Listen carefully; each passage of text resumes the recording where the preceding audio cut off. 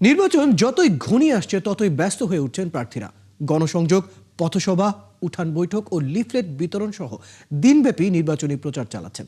ভোটারদের কাছে গিয়ে নিজের পরিকল্পনা ও নির্বাচনী প্রতিশ্রুতি তুলে ধরছেন তারা। সহকর্মীদের পাঠানো তথ্য ও ছবিতে বিস্তারিত। নির্বাচনী প্রচারের অংশ হিসেবে নাটোরের আলাইপুর উপশহর মাঠে মতবিনিময় সভা করেছেন নাটোর ২ আসনের বিএনপি প্রার্থী অ্যাডভোকেট এম রুহুল কুদ্দুস তালুকদার দুলু। এ সময় তিনি বলেন, দেশের সেনাবাহিনী ও নির্বাচন নিয়ে যারা ষড়যন্ত্র করবে, জনগণ তাদের ভোটের মাধ্যমে জবাব দেবে। যারা এমপি হওয়ার আগেই এমপি না হতে অস্ত্র নিয়ে সেনা ভবনে ক্যান্টনমেন্টে ঢুকতে চায়, আর এমপি হলে তাহলে কি হবে? তাহলে অস্ত্রের ট্রাক নিয়ে ঢুকবে কিনা বলে। ঠাকুরগাঁও ১ আসনে জামায়াতের প্রার্থী দেলোয়ার হোসেনের পক্ষে প্রচার চালিয়েছেন জাতীয় গণতান্ত্রিক দলের মুখপাত্র রাশেদ প্রধান। শিয়া বাটার ও ভিটামিন ই সমৃদ্ধ লিলি বিউটি সোপ, তারুণ্যময় উজ্জ্বল ত্বকের জন্য।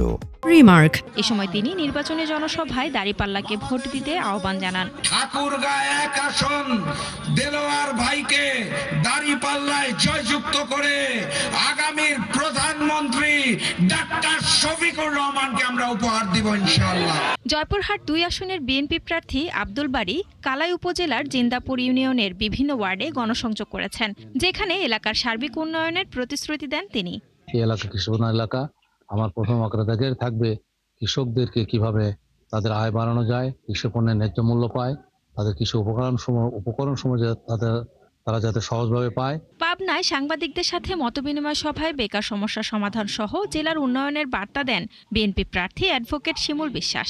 আমাদের ঐক্য, তারপরে জবাবটা মাঠ পর্যায়ে থেকে যাচ্ছে। নোয়াখালীর চৌমুহনী রাম ঠাকুর আশ্রমে সনাতন ধর্মের নেতাদের সাথে নির্বাচনী মতবিনিময় সভা করেছেন বিএনপি প্রার্থী বরকতুল্লাহ বুলু। কারা সরকার গঠন করবে? আপনারা হলেন নিয়ামক